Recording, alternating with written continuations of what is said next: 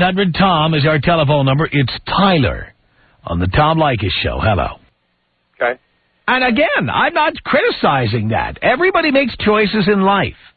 Right. Everybody. And by the way, I took pains to say that. Right. But you know what? You know what? If that's what makes you happy, if that's what floats your boat, wonderful. But I think for most people, they get married too young, they have children too young, they give up on their dream too young, and they're not making the money that you say you're making. I will agree. They end up working at Walmart, and they marry the cashier in aisle 9, and that's it. I will agree with you that having children at 16 to 25 is a mistake. And that's that's a lot of who I'm talking to here. All right. And people getting married before 25, it's insane. People shouldn't get married until they've achieved their dreams, and then share those dreams with somebody if you like. All right, then you and I are on the same page then. I did not understand where you were coming from. Of course that's what I'm saying. If you're telling the general population to stick away from I am not telling people to live in my wine cellar by themselves. I'm telling people first achieve your dreams. Do not let some 21-year-old hussy tell you it's time to have children before you graduated college or succeeded at your career or your chosen profession. Yeah, first achieve your dream. Then share it with friends and family. A lot of people in America dream of having a family. Many do, but guess what? If you're going to have a family, you owe it to them to be able to not only feed them and clothe them and house them, but to educate them. And many people never think that far in advance. How many people in this country have kids and they can't afford health insurance for them? It's stupid. All right, I agree with you. It folds like a house of cards. Tom Leykis. Wondering how many of you out there, how many of you have had to dump somebody because you were trying to achieve a dream? You were trying, and she didn't understand what it would take and got in your way. 1-800-5800-TOM is our telephone number.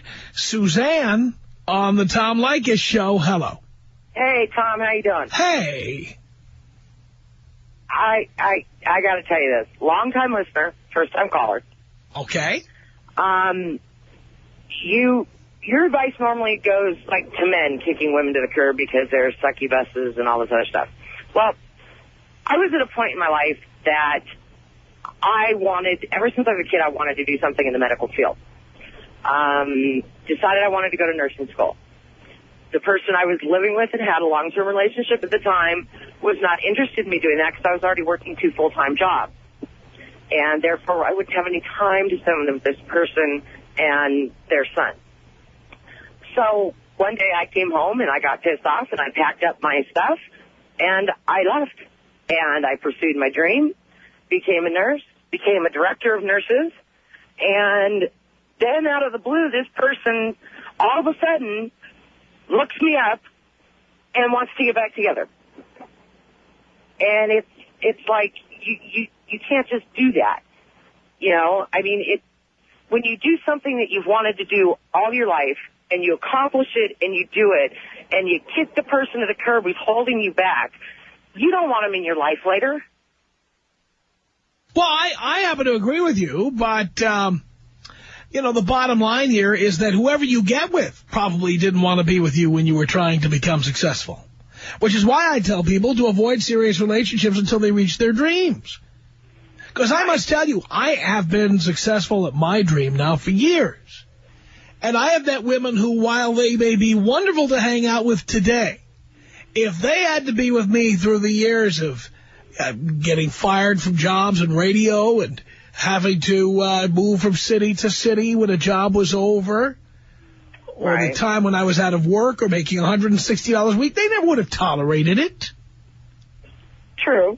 So whoever you get with, there's no guarantee they would have been any more reasonable than the guy you're avoiding.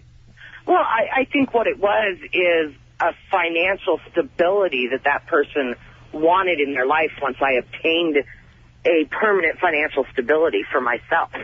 And he wasn't in the picture, and I think that pissed him off. That could very well be. You know, so, you know, whatever. You know, I listen to your show all the time, and I don't always agree with your advice on women because not all women are the same. but a big majority of them are. There you go, dear. Have a good day, Tom. You too. Thank you for the call. Well, I know. I mean, I've told the story on the air before, and since you're in Buffalo, you probably never heard it, so I'll just tell the very short version of it. I lived with a woman at one time who, met me when I was working on a radio show, and the radio show ended when I split with my partner.